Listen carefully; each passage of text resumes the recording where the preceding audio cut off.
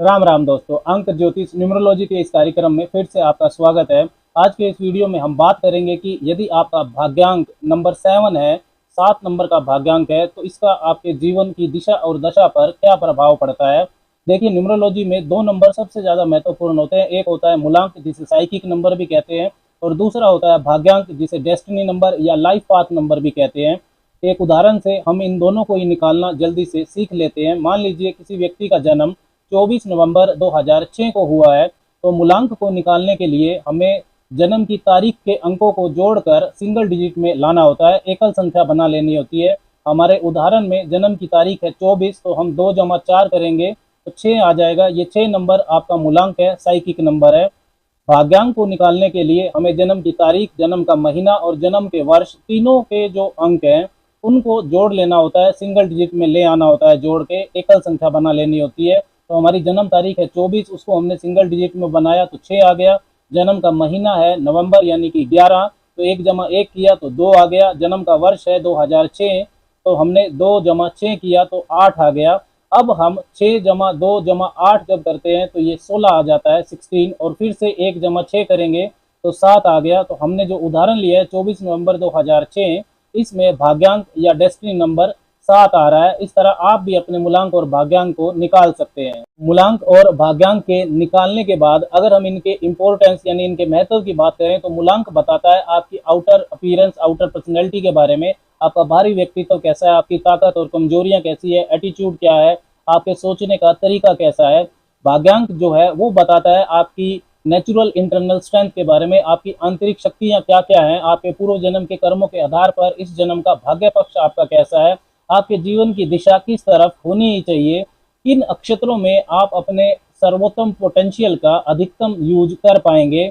भाग्यांक की जो भूमिका है ये आपके कैरियर और वैवाहिक जीवन में इसीलिए बहुत महत्वपूर्ण हो जाती है। अपने भाग्यांक के गुण और विशेषताओं को समझना सबसे महत्वपूर्ण होता है, या यूं कहें कि भाग्यांक के गुण और विशेषताओं को अपना जो जीवन है, अपना जो लाइफ पाथ है, उसमें अपनाना बहुत जरूरी होता है। भाग्यांक के निर्देशों का पालन करना ही सफलता की, ग्रोथ की गारंटी को माना जाता है। अगर आपका भाग्यांक या डेस्टिनी नंबर 7 है, तो 7 अंक को रूल करते हैं केतु ग्रह। केतु ग्रह जो बिना सिर का धड़ है, दिमाग व दूसरे सेंसेस केतु के पास नहीं होते हैं, मन की आंखों से देखने वाला ग्रह है। ऐसी चीजें जो खुली आंखों से नहीं दिखाई देती उनको केतु रिप्रेजेंट करता है। स्पिरिचुअलिटी, अध्यात्म का ग्रह है। साइकिक एबिलिटी, पूर्वाभास की शक्ति केतु के पास होती है। अंतर्मुखी व्यक्तित्व, सबकॉन्शियस माइंड, योगा, मेडिटेशन, इनका भी कारक केतु होता है। लेकिन केतु का जो आध्यात्मिक पथ है, स्पिरिचुअलिटी का रास्ता है, वो आसान नहीं होता। ये आपके अंदर भौतिक चीजों से अलगाव, आइसोलेशन, डिटैचमेंट पैदा करता है, मेटेरियलिस्टिक अनसेटिस्फिकेशन देता है। केतु भी राहु की तरह कार्मिक प्लेनेट है। केतु पिछले जन्मों का अनुभव होता है आपका, जो आपके सबकॉन्शियस माइंड यानी कि अवचेतन मन में रहता है। इसलिए जो रिसर्चफुल थॉट प्रोसेस है ये केतु देता है, खोजी व्यक्तित्व बनाता है। केतु आपकी जड़ों को, रूट्स को भी रिप्रेजेंट करता है।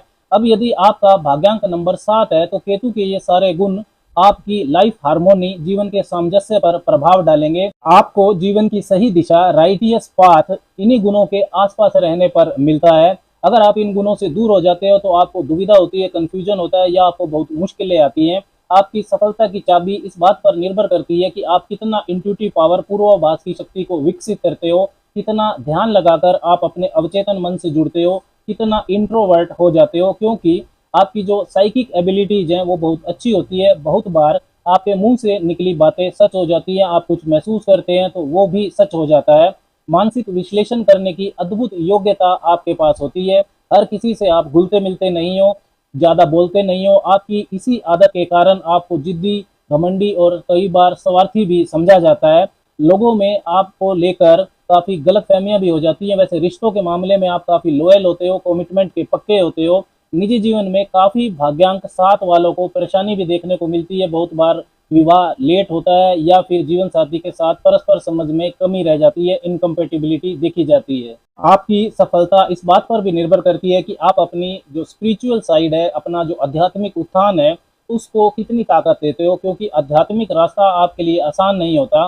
भौतिक चीजों से अलगाव कभी भी आसान नहीं होता है। काफी कड़वे अनुभव के बाद ये रास्ता आपको मिलता है।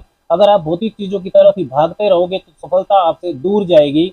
जब आप अपने सबकॉन्शियस माइंड से, अवचेतन मन से जुड़ते हो, भौतिक चीजों की उम्मीद नहीं करते, तभी आपको वो मिलती हैं, तभी आपको मटेरियल गेन्स होते हैं। मटेरियलिस्टिक डिटैचमेंट, भौतिक चीजों से अलगाव का मतलब यह नहीं है कि आप अपनी जिम्मेदारियां ना निभाएं, जिम्मेदारियों से भागने का मतलब नहीं है, लेकिन जब आप रिश्तों में, कैरियर में अपने कर्म तो करते हैं लेकिन उम्मीदें नहीं करते, तभी आपको सारी मटेरियल चीजें भी मिलती हैं। भाग्यांक 7 वाले व्यक्तियों से प्रकृति चाहती है कि आप ज्ञान, विजडम, सच की खोज करें, भौतिक चीजों से ज्यादा अध्यात्म पर आपका झुकाव रहे। अध्यात्म ज्ञान को छोड़कर आप यदि सिर्फ मेटेरियलिज्म की तरफ भागेंगे, भौतिक चीजों के पीछे भागेंगे, तो आपको सिर्फ कड़वे अनुभव होंगे और इन अनुभवों से आप कुछ सीखेंगे भी नहीं, क्योंकि केतु बिना सिर का, बिना दिमाग का ग्रह है। अगर आप मेटेरियलिज्म की तरफ ही भागेंगे और आध्यात्मिक जो आपका रास्ता है उसको विकसित नहीं करेंगे, तो आप ऐसे निर्णय ले सकते हैं जिनका परिणाम बहुत खराब होगा, प्रतिकूल होगा।